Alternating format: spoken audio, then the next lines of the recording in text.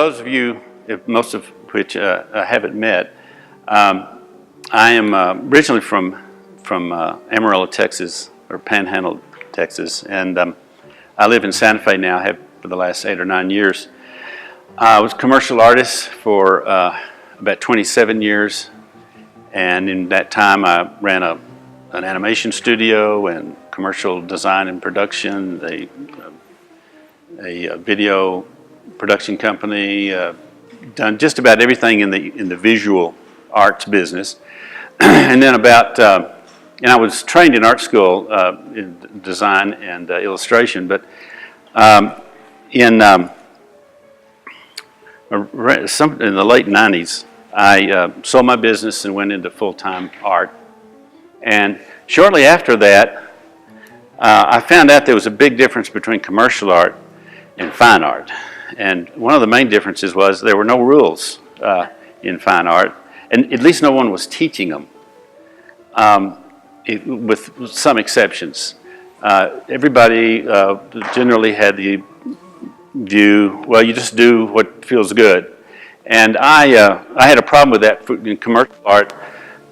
I had deadlines, I had budgets, and I had clients that I had to satisfy. And I realized in fine art, there's a problem when you have no limitations. And Orson Welles has a great quote, and I don't know exactly what it is, but it goes something like this: the greatest detriment to art is an absence of limitations. When I was in art school, we had projects, and the teacher would give us, okay, I want you to take a square and a triangle and white and black and make a design. Then he'd give us all these different parameters, and then the last part of the semester he says, okay, no rules, do anything you want. That was the hardest assignment we had. And so I found that in fine art that I felt, at least for myself, needed more structure. And also, it had been easy when I was painting on the weekends and just when I could. If things weren't going well, I'd just lay it off for a week or two and come back to it. But when I was in the business, painting every day, I found out that if every painting was a struggle and a painful, agonizing event where I felt from until maybe the very last 20 minutes of the painting, oh, this thing is going to be a disaster, and then maybe pull it together. That kind of frustration you can live with every so often, but you can't on a daily basis. You will burn out. So I started going to workshops. I decided that was an advanced degree as far as I was concerned, is going to workshops rather than trying to go to college and spend 2 or 3 years and thousands of dollars. I started going to workshops of people I admired, and many of them were exceptionally good teachers. And from my art school instructions and from my own reading and study and from these workshops, I put together for my own purposes, I put together what I thought were the basic principles I had to master and I had to think about with every painting. And also a procedure that on every single painting I approached it the same way. I didn't reinvent the wheel every time I started a new painting. And it didn't make any difference whether it was a landscape, a architectural, or portrait. And of course, I got this, I didn't come up with it out of my head, from some very good teachers. One in particular who was kind of my mentor, Ben Connis, taught this very well. And he was from the Art Students League. And I found that most of the guys from the Art Students League taught this same approach, and basically starting a certain way and going step by step through the painting so that you know each stage of the painting and how to control it. One of the difficulties I think most everybody has is there's always a stage in there where you think, this looks awful. How am I going to make this work? And what happens is that we don't know how to judge the success of the painting according to the stage it's in. A painting is like building a house, okay? You put a foundation down, and then you put up the framing, and you put the wiring and the plumbing, and you do all this, and then the wallboard, and then the windows, and the last thing you do, you start hanging curtains and that kind of thing. Well, most people, the first thing they want to do is hang the curtains. before they put down the foundation or done anything. And it collapses. And so also, because all they've got in mind is that final curtain hanging, everything up to that point looks like a failure to them. But you need to learn to judge, okay, the foundation, when I lay the foundation, if I'm a contractor, boy, I look at, boy, that is a beautiful foundation. It's level, it's smooth, it's flat, it's solid, and I can be satisfied and feel, okay, success. Instead of thinking, oh, that doesn't look like a house yet. Oh my gosh. And that's the way with a painting. People look at, oh, this doesn't look right. So learn what the steps are, what the stages are, so you can see that stage, see, yes, that's working, I'm on the right track. And my approach is, especially with smaller paintings, my approach is that in the first 20 or 30 minutes, I want to see that this is going to be a successful painting, that it's going to work, so that the next 2 or 3 hours, it's much more enjoyable, because I've won the battle in the first 20 minutes, because it's the first 20 or 30 minutes that determines the success of the painting. And I'll show you basically how I do that when I do my demos. So let's start with the little slideshow here.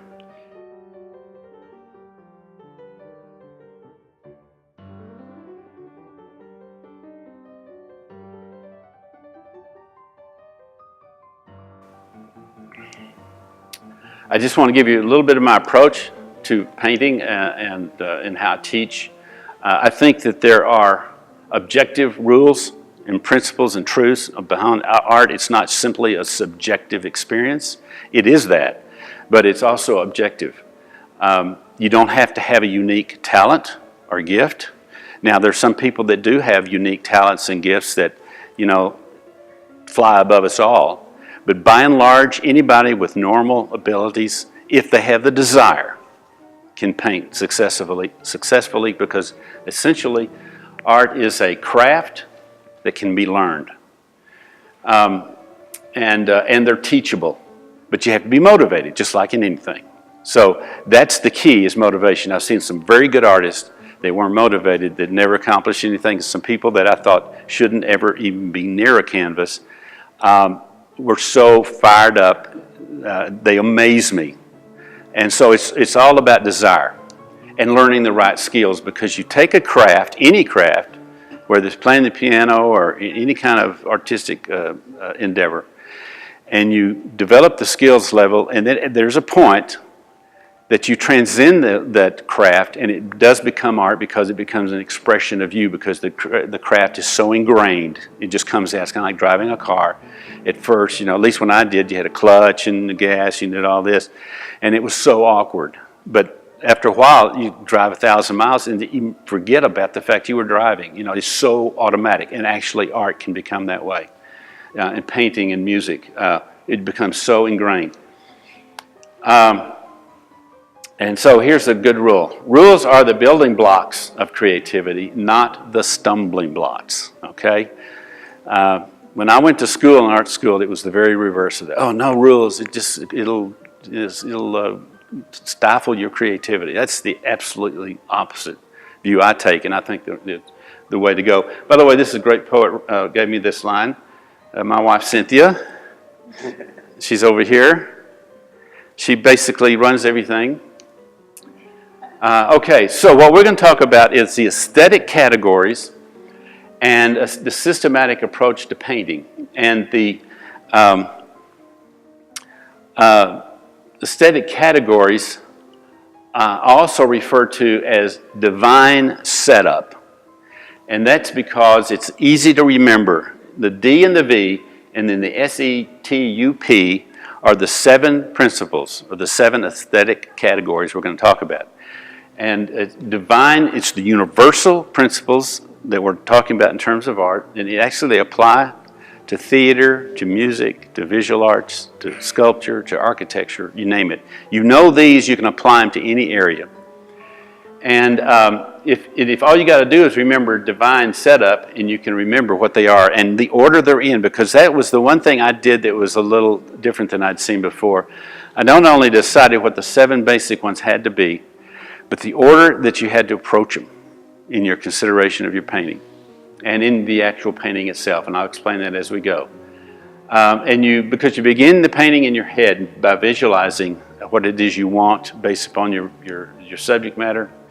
But you want to learn and train yourself to paint what you see so that you can paint what you want to see. But you have to have the skill to translate what you see out there to a canvas in order to have the ability to actually put your perspective on it and to paint what you want it to be, not necessarily what it is. Maybe hopefully better than what it is, otherwise why are you painting? Now there are many approaches to this. What's important is whatever approach you take, and the approach I'm talking about is what I developed for myself, but based on principles that I know lots of other teachers work with in one form or another. But the approach I take is systematic, and what's important is that you have a systematic approach, whatever it is. Not necessarily this one, but learn and develop a systematic approach. And what we're doing is basically simple and easy to remember, especially for the beginners. Now this systematic approach isn't really a formula, but it's just the application of classic art principles. And it's in an easy to remember, prioritized, consistent manner. And it sets up the painting to succeed from the beginning. And these principles are not meant to just be used in the painting process, but also in the thought process and considerations prior to even beginning the painting, and in the selection of the subject matter. The first principle is drawing/design. First consideration is drawing and design. Those two things alone are by far everything else is built on. Okay, you can't do enough drawing, and you can't do enough study of good design. The second is values. Blacks to whites, the second principle. The third is shapes. The fourth is our edges. The fifth, temperature/color. Now, I do temperature rather than color because color people know pretty well. Color temperature is a lot more difficult. I focus on color temperature. Colors take care of themselves later. And most people are very sophisticated about color in our day. We've got so much color in our lives. But with temperature, judging it, that's more critical. And besides, I couldn't spell out divine setup if I used color. It'd be divine cup, set cup. That wouldn't work. Unity is the next one, and then perspective. And these are not intended to be, it is hierarchical in that there is a first consideration in an order, but the last two are not unimportant. But they're last because they are accomplished by how you do the others, the four above them, okay? Okay, design and composition. It's the primary element to determine the success of a painting. The paintings that are in the museums have great design. There are a lot of paintings that didn't get in the museums that were just as good in every other way. But the design is the critical factor. If it's not a good design, no matter how good a painter you are, it's going to be a weak painting. It's kind of like music. It's the composer that creates the music, not just the musician. And so no matter how well you do everything, that design has got to be there and it be effective. And so in the kind of painting that I do, which is more or less center of interest painting, representational painting, you find a focal point, a center of interest, and you work out from there. Everything relates to it. And we'll talk about that a little bit more later. First thing with the design, you need to tell one story in terms of the colors, values, subject matter, shapes, etc. If you have more stories to tell, do more paintings, but don't try to do too many stories or more than one basic story in one single painting. Avoid competing centers of interest. Here's an example. This is a painting I did several years ago. And it was in a show, and Scott Christensen, I don't know if you know him, he's a fantastic artist. He judged the show, and I went and asked him, I said, okay, could you give me a critique of the painting? And he said, well, of course he said it was a very nice painting and all that. He said the only problem with it, it had two centers of interest. It had this big red thing, and then her. And it's like, which one, what's the story about?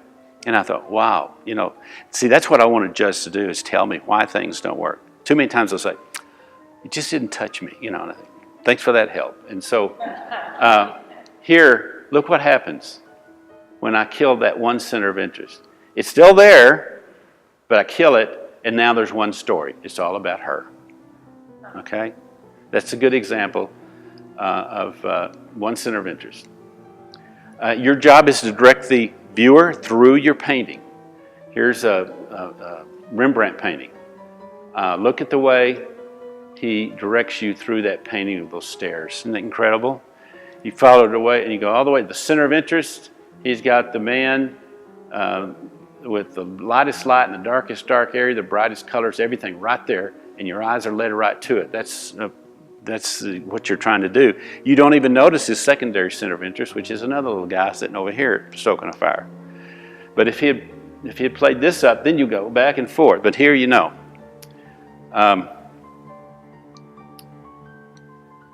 need to enhance your focal point or center of interest by making it the highest contrast in the whole painting. The lightest lights and the darkest darks should be at or near your center of interest.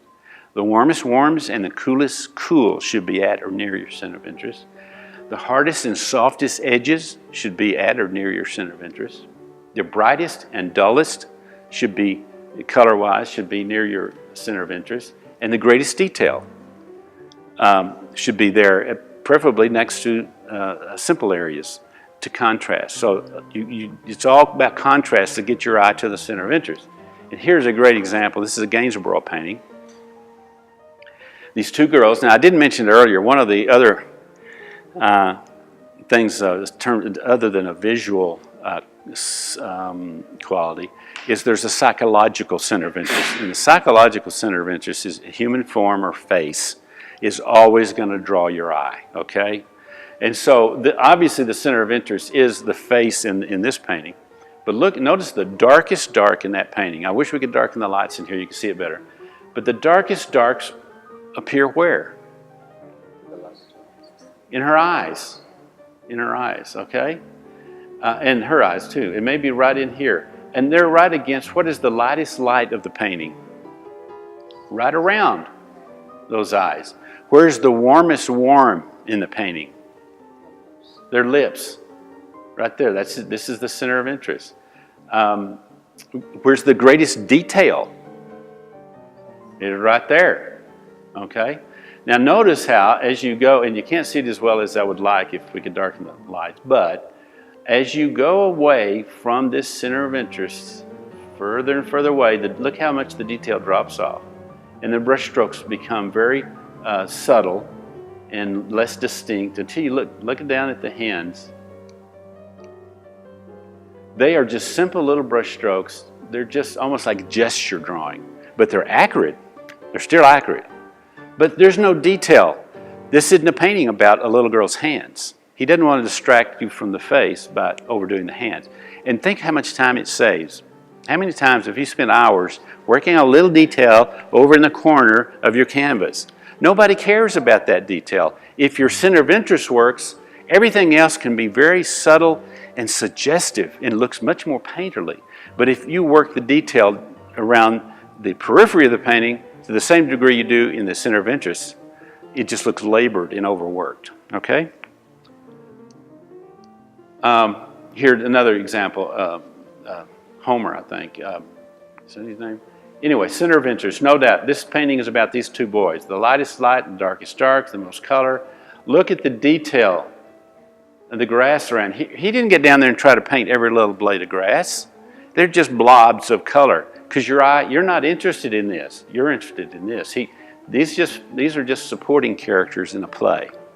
You don't want people. You don't want to put a spotlight on them. Okay?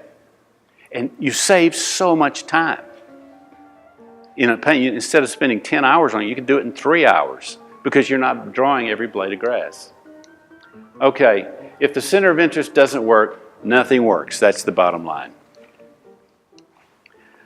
So you need to consider the overall design as well as the center of interest, but how you get to that center of interest is important. So think of the overall design. There's several of them to consider. One is static. This is a static design, usually a pyramid, where it's as wide at the base and pointed at the top. Typical, most commonly done in portraits. A dynamic design. That's one where the major design elements are diagonals, strong diagonals. They're emphasized, strong diagonals running across here. Creates a dynamic design just by the fact of that diagonal shape. Another, strong diagonals emphasized here. It also has a line of reference. It carries you from the shoulder right up through here, through there in the hat, and it creates a strong diagonal movement. There's even another one here. And also in terms of dynamic, it's not just the diagonals, but the nature of the brush strokes, strong contrast creates a very strong dynamic painting as well as the diagonals. Cruciform, basically any time when the major design elements cross and create an X or a cross somewhere. And you do this, you don't just necessarily pose it to be that way, but you find a design. The kid was leaning against a deal here, and he was actually selling hats, but he had maybe 1 or 2 hats sitting here. But I saw the cruciform. So I extended and made a bunch of hats to really strengthen that cruciform design. So you take what you've got and see, okay, what kind of design does that work with? And then you extrapolate. Here's another example. This is from a market. These people right here, this was really pretty much what the picture was. The fruit stand was nothing like that, but I saw this spiral beginning here. So I painted the fruit to create a spiral to bring it back, create that strong spiral movement to keep your eye in the scene. Same thing here. The background here wasn't anything like that, but I saw the spiral forming, and so I accentuated it with the shadows and so forth. It's not something that it jumps out at you and says, oh my gosh, look at the spiral. But it holds the painting together, okay? Creates a movement, you're controlling the eye. And there's asymmetry, where you have all the detail and interest in one part of the painting, and the other major portion of the painting, there's nothing or very little. And it also is, he was wearing a white t-shirt. Well, that's not very interesting. It actually was much more interesting just to have nothing there to play against the detail. So I saw, okay, this is asymmetrical design. Here's another example by a somewhat known pastelist from the past. But see what he did with this? This is just a big, flat nothing, but it's asymmetrical. All the actions in here, literally. Okay. Geometric. This scene was, a scene, it had some elements here, and I just accentuated all the geometric shapes in here, the repeated squares and rectangles and so forth, and accentuate them where I could. And here's the ultimate example of geometric design, of course, in Mondrian. So I'm going to just ask the question, what is the most important consideration in the design of a painting? That's an important one, yeah. Here's a design coming. Now there's a design. Before there was no design. But when I put that dot there, it becomes a design because that dot is now in relation to what? The edges of the canvas. So the most important single element in terms of design are the edges of the canvas, because everything is in a relationship to those fixed edges. So that's the most ignored, but yet the most important aspect of design is being conscious of your edges. And part of this flows right into the idea of the rule of thirds, which most of you, I'm sure, are familiar with. Just dividing the canvas into thirds, vertically and horizontally. And the center of interest is always going to be, ideally, going to be found at one of these points. Where they intersect is generally, if you have a question, where should my center of interest be? The answer is 80% of the time, it's going to be where these points intersect or near it. Okay? I won't go into the physiological reasons, but this isn't an arbitrary decision made by an artist. It's really hard science behind why that particular place is. And we'll talk about it sometime later if anybody asks. Okay, here's an example. Here's the center of interest. It's hard to avoid that, right? I mean, that is in your face. And it's centered on the center of interest. The center of interest isn't necessarily a spot, it's an area. So, an area of center of interest is that tree, but there is a secondary center of interest also on the third. This little grouping here of the only red in the whole picture. It's secondary to the tree. But I wouldn't want to make it obviously stronger, but then they compete. Here's another one. His psychological center of interest, the brightest colors, the warmest colors, the whitest whites, everything, all the action. This is center of interest. Nobody cares what's happening up here, except that it supports the center of interest, okay? Even in a portrait, same way. Where's her head? Third, center of interest. The most important part of a portrait is the triangle of their eyes down to their mouth. And that's right on the third, right there. Again, approximately third, right in there. That's where you're going to put your center of interest, and it's going to be most likely the most successful. Third, and it's a little higher than the third. If it is pushes a little bit, it's just a little more dramatic, but it's still safe. But if you put it somewhere else arbitrarily in there, it's much harder to make it work. Not that you can't. Here's that other pastelist, Degas.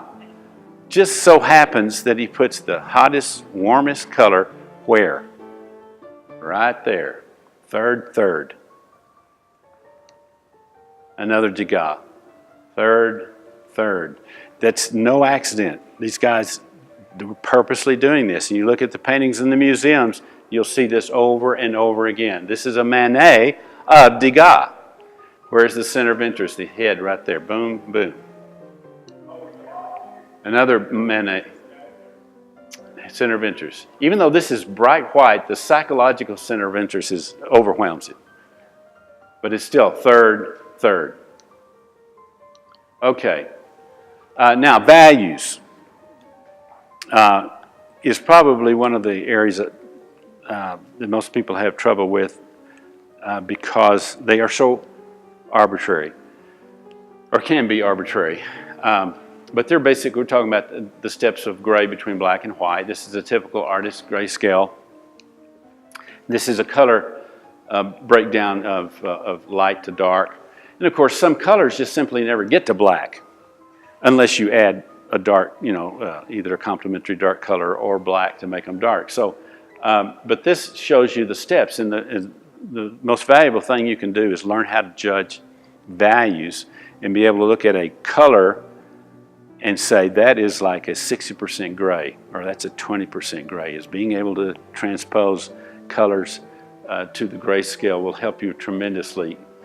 This is a little more extended one with 20 steps of gray. And let me just mention here, to give you an idea of just how important the sensitivity is to this. This is about 20 steps. TV, at least the old CRT screens, had about 50 steps of gray they could register, okay? That's as sensitive as they could be. And then prints, photographic prints, can do about 100 to 150 steps of gray, the sensitivity that they can actually register.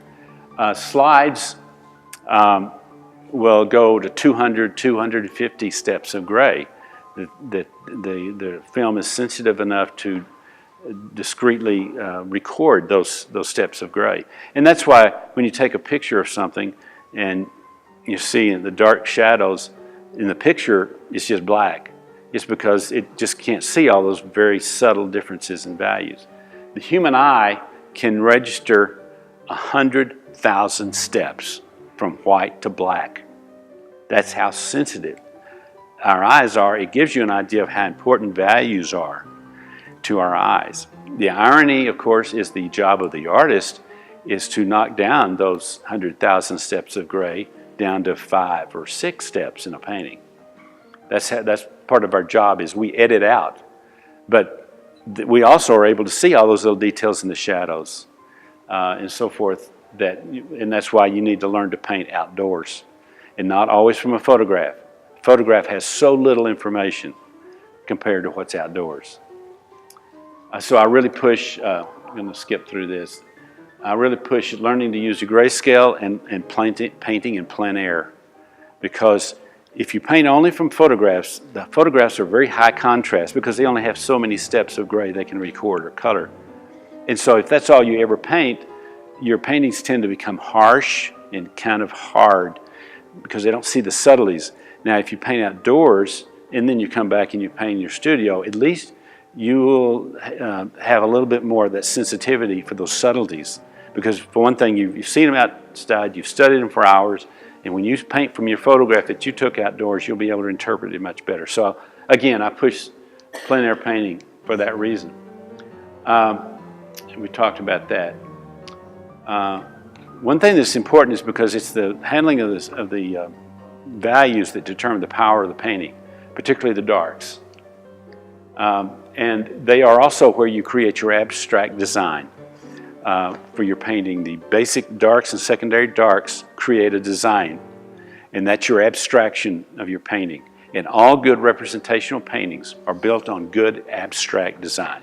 Okay, abstract design is very important. I don't think of it pretty much as an end in itself. I don't care for abstract painting as such, particularly. I feel it's very limited. It gets boring very quickly. But abstract design is essential for good representational painting. Squinting is where you break down, you squint, and you see fewer and fewer values when you squint, and it helps you to learn to mask or map your values in a scene. We'll talk about that later.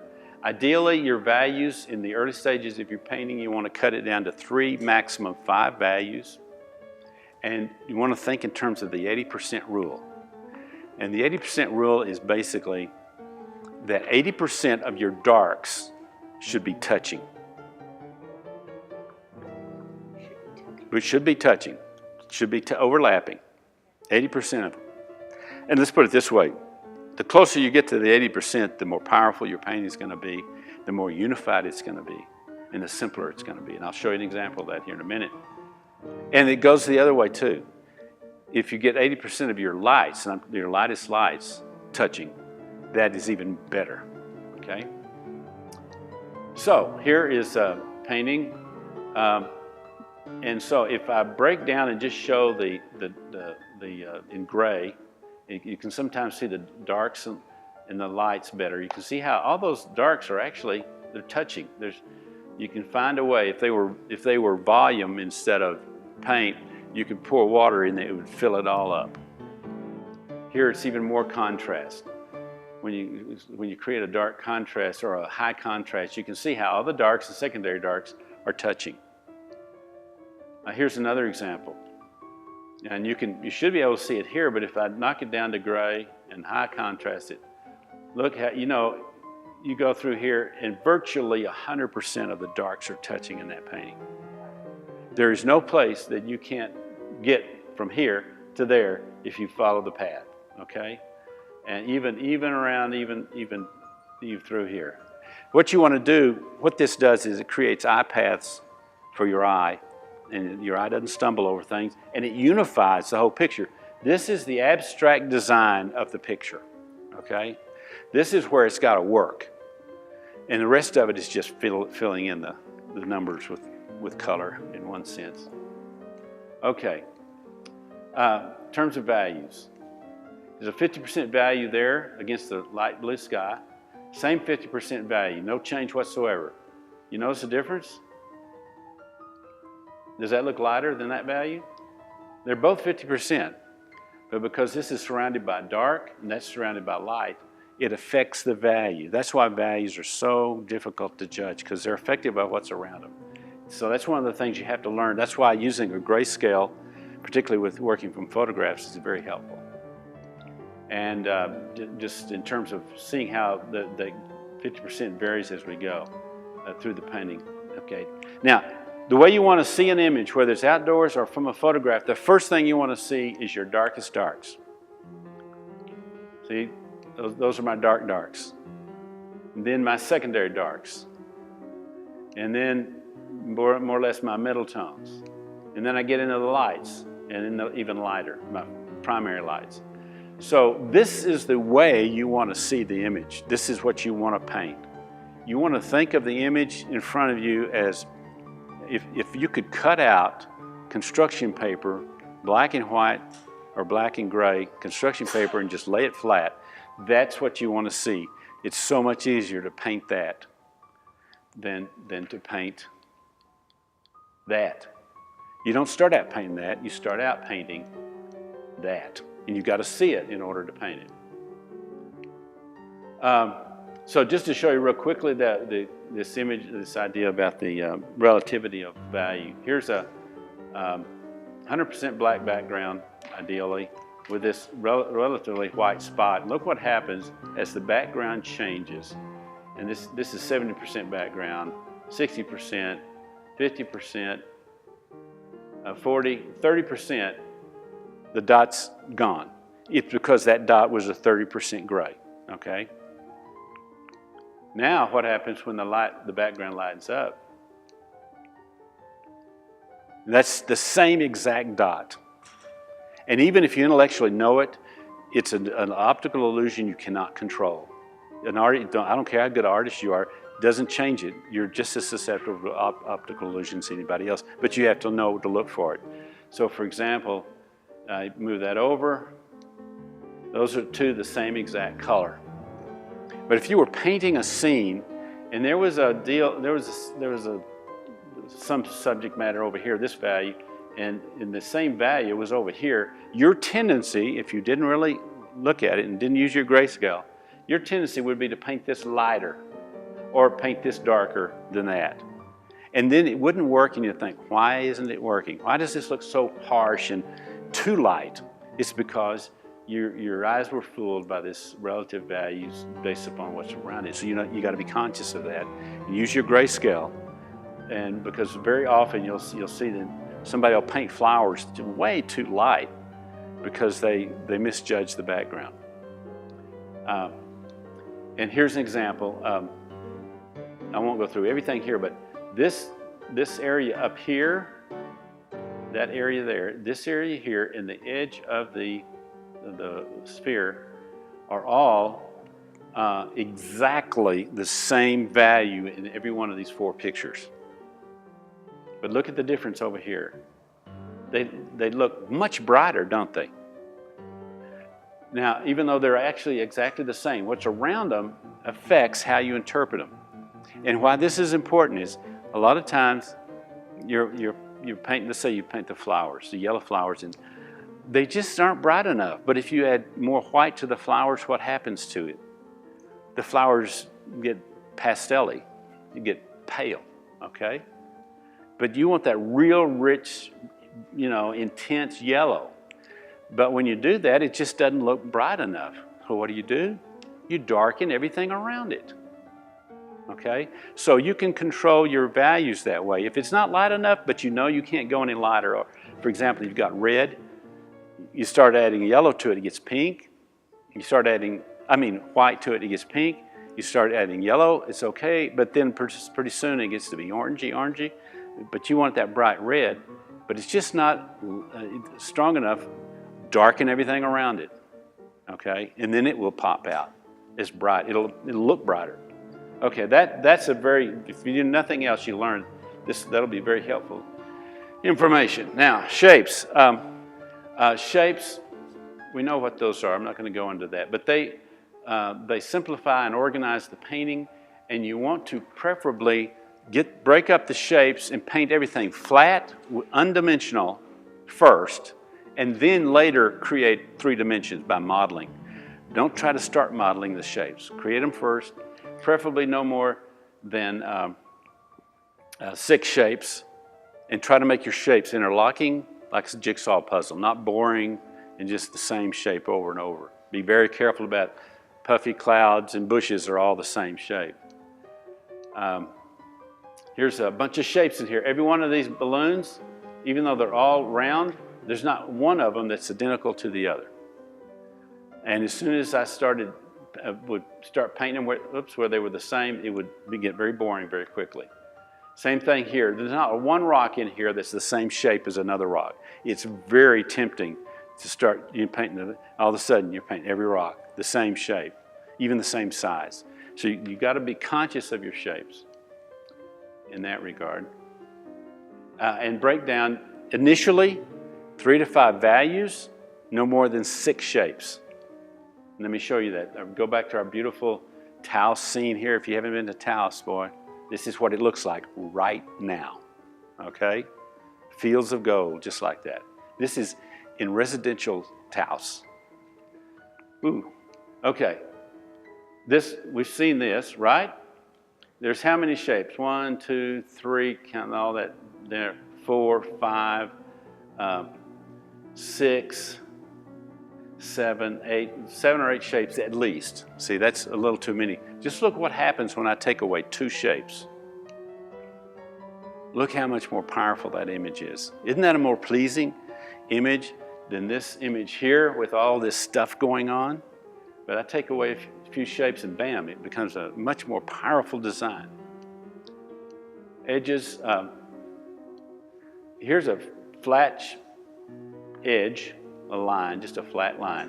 Look what happens with the same exact shape, but it made it being edges where they're basically what are called hard edges and soft or lost edges. Found edges, lost edges, found edges, lost edges. You can see a 3-dimensional quality to that, but that you don't see here. This looks flat, this looks 3-dimensional. Just by controlling the edges, you create 3 dimensions. Lost and found, hard found edges bring things forward, soft edges push them back. Here's an example here. See this right here? Now I look at that and I say, oh, that's a soft edge, but actually that's a very hard edge. Because a hard edge is where no matter how much you squint, you can still see a definite line between the 2 values. No matter how much you squint, you're going to see a separation between this white and that dark background on that powdered, on that fox there. And so that's a hard edge, but it's got a soft feathered texture to it, but it's still hard. Here's a soft edge. See how that shoulder almost disappears? You squint a little bit and it starts disappearing. You see these other areas where you squint some and you just don't see them anymore. Those are soft or lost edges. They create a shape and modeling. This comes towards me. That shoulder's coming towards me. This shoulder's going back. It is actually doing that not only in the drawing, but I'm accentuating it by creating a soft edge. If I created a hard edge here, had a spotlight on that, it would bring it forward and it would take away some of the 3-dimensional qualities. Here's just one more example of that. Whenever I'm working, whether it's in landscape or portraiture, I try to create a soft edge, hard edge, soft edge. In my mind, I'll be saying, okay, a hard edge, soft edge, hard edge.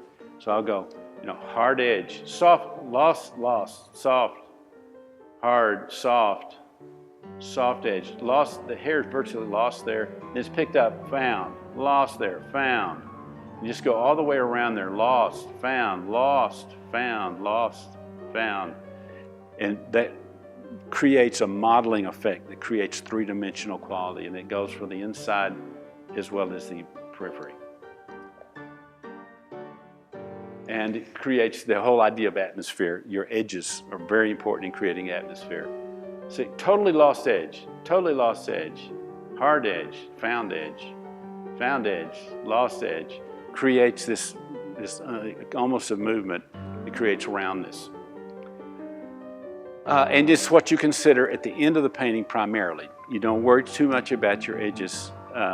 It's when you're finishing off, the last consideration is edges. That's the last thing. Edges are what determines the finish of a painting. So if I'm painting, any point I want to finish it, if I just fix my edges, it's finished.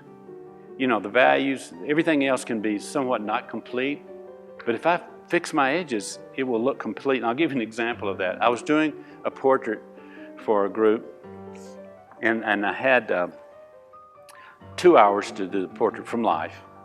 And something happened, I can't even remember what it was, but it was cut short in about 30 minutes. They said, you got to wind it up. Something was happening. I forget what it was. And it had about 30 or 40 minutes to do the painting.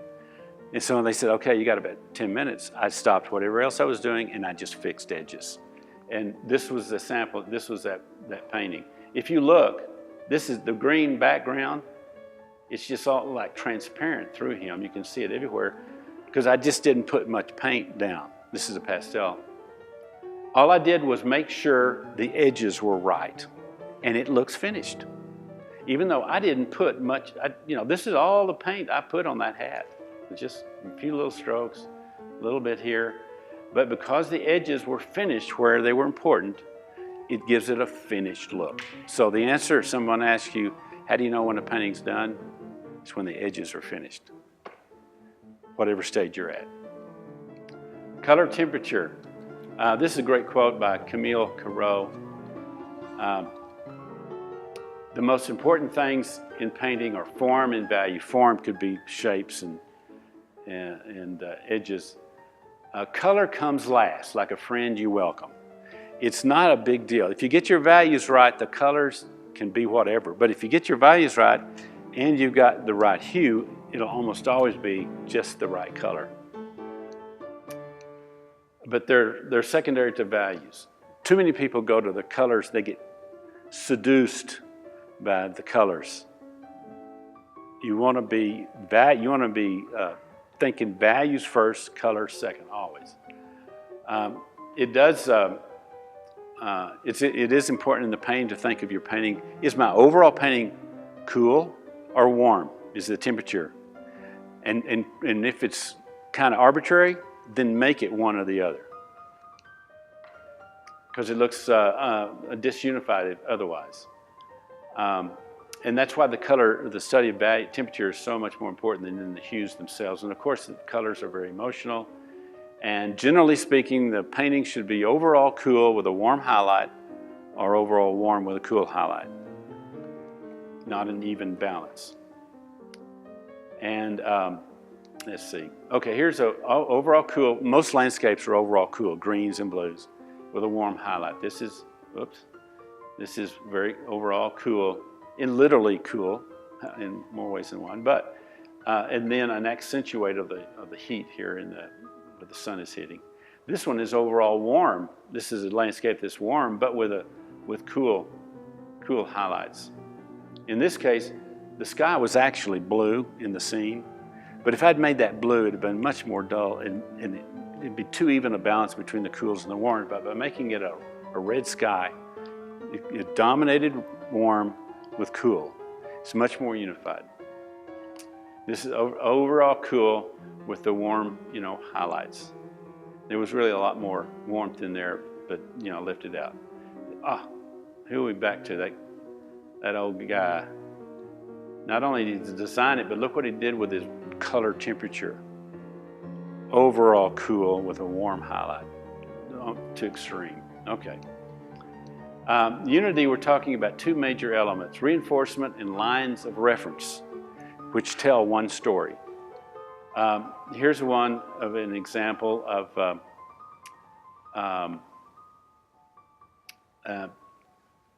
taking and trying to use reinforcements to create unity. What is the strongest single shape in this picture, would you say? This what do you call it? Hammock thing. Creates kind of a delta, flying delta shape. I saw that and I think, I'm going to repeat that. So I repeated it in the background forest here. This is down in Mexico. Didn't really look like this, but I repeated that delta shape over and over through there. I even put it in the rocks here, and the chicken, and in the shape of her dress. I repeated it, and of course it's all over inside the netting. I repeated it over and over again to create that unity. I saw this strong shape, and I thought I can repeat that and create, it pulls it together.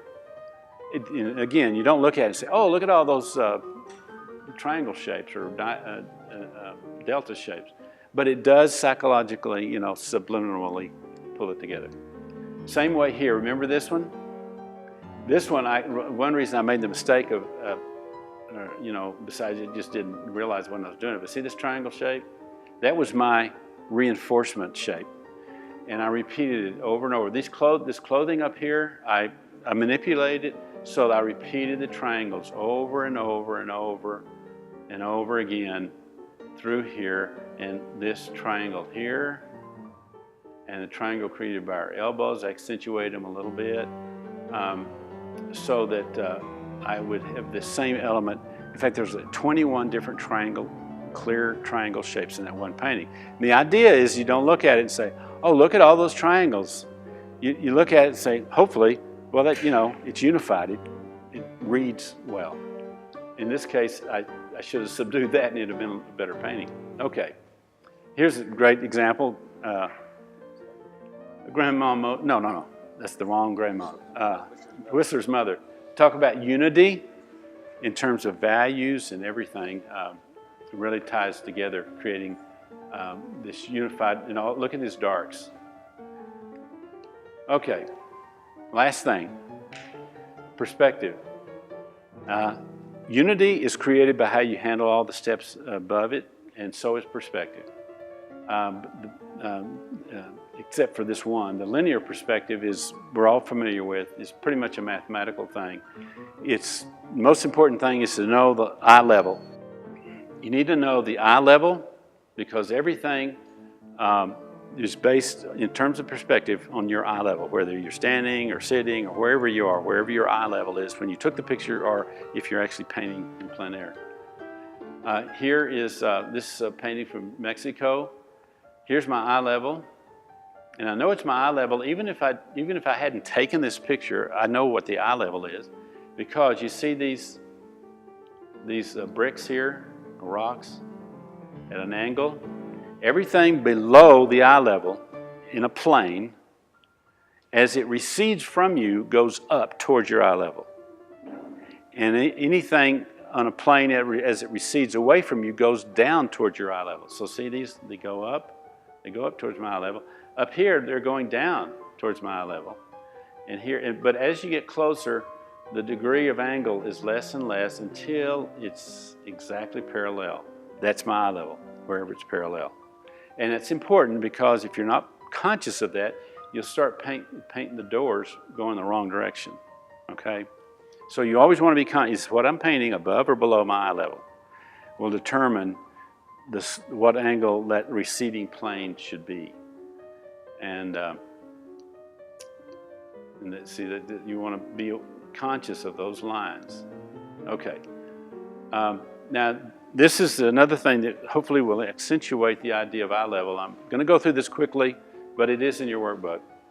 The first form of here's the eye level, by the way, which was convenient. See that fence line back there? It's about 6 feet high, and I was standing on about 6 feet. So that's an eye level. That was easy.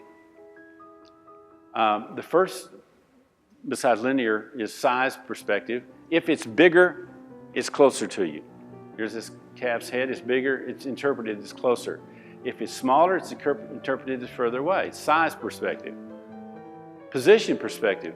If it's lower in the scene, you perceive it as being closer to you. If it's higher in the scene, you perceive it as being further away. Because everything hangs on the eye level. That's why it's so important, and I'll give you an example of that. You see this little calf's head? He is 2 heads below the horizon line, or the eye level.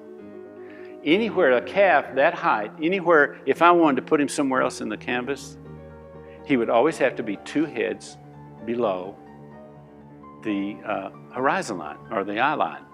So if I wanted to put him like down here, I have to make his head big enough so that 2 of them would touch the eye limb. That way I can move my subjects anywhere I want to. If I want to put him up here, if I want to put him right there, he's got to be 2 heads below. Wherever I put him, he's got to be 2 heads. So if he's down here, he's going to be on the same field.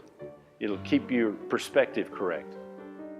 It's a quick, easy way to determine correct perspective. And if you'll notice, all the cows that are 6 feet tall, their horns will cross that eye level exactly the same spot. And that way you can say, oh, I want that cow or one like him over here on the scene.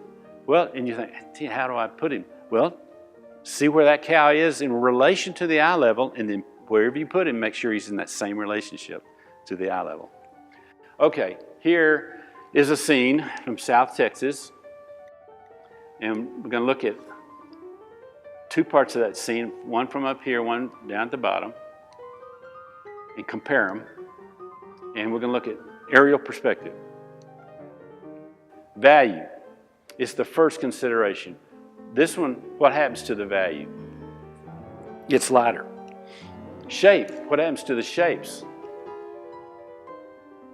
They get very indistinct as they go away.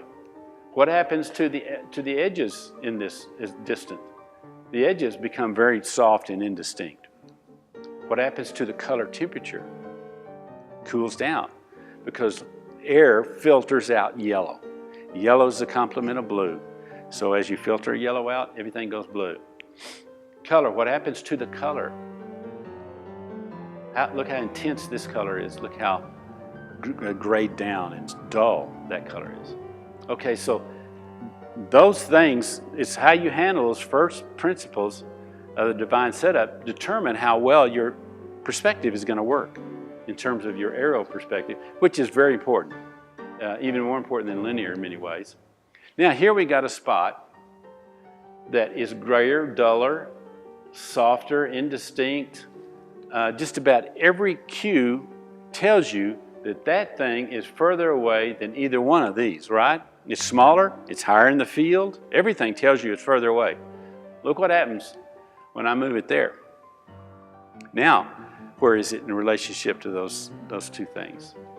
Is it closer or further away? It's closer. It's got to be closer. Why?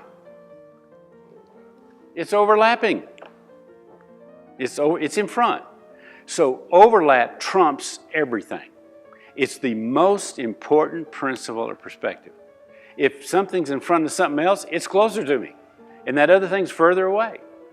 So I really emphasize overlap. I want to get all the other things right, but when you're painting representational art on a 2-dimensional surface, you've got to be very conscious of every way you can indicate 3 dimensions.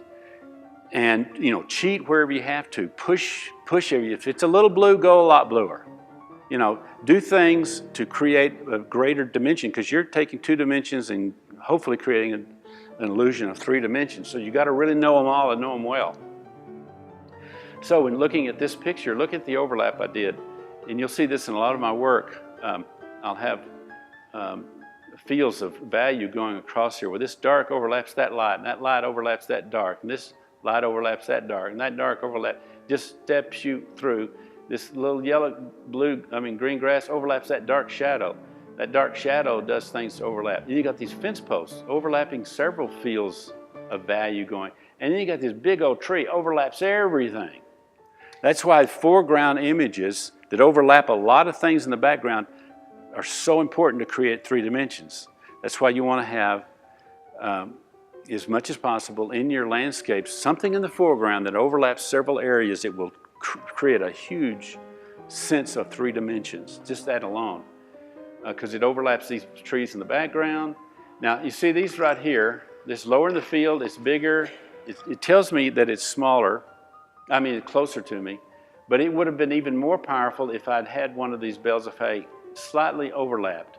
If this had overlapped another bale of hay, that would have even created a little more sense of 3 dimensions. This is clearly higher, smaller, and grayer. So sure, it's further away, but if it had been overlapped by that, there'd been no doubt. So in terms of perspective, ambiguity is your enemy. Okay? You don't want to be ambiguous. You don't want to have 2 objects out here that are supposed to be separated, but there's nothing to tell you, well, I'm not sure which is closer. You could have 2 bushes out here. One bush just may be bigger, but it's actually further away. So pull them over and overlap. Take away all question of whether they're any ambiguity about which is closer. So that's the key to perspective, is overlap and all the others, but overlap is the most critical. And if you'll look at some of my pictures, you'll see that I really use overlap. Okay, that's all the presentation. And by the way, I just wanted to mention before I forgot, the reason I emphasize going through these 7 principles that we've been going through, have you ever been in a situation where you learn a new word that you've never heard before, or you think you've never heard before, and then all of a sudden, you're hearing that word all the time, okay? It's always been there, you just never were conscious because you didn't know what it meant. Well, it's the same way with these 7 principles. Some of them, you've never really considered them as discrete, individual little units of information. You never thought about values and shapes and so forth this way before. But now that you have, you'll be much more conscious of them because you've been introduced to them. You don't know everything there is to know about them, but now you're conscious of them. And hopefully, and this is what I talk about in aesthetic categories, you will start seeing the world in aesthetic categories. You'll be looking down the road as you drive, and you'll be looking at those trees off in the distance.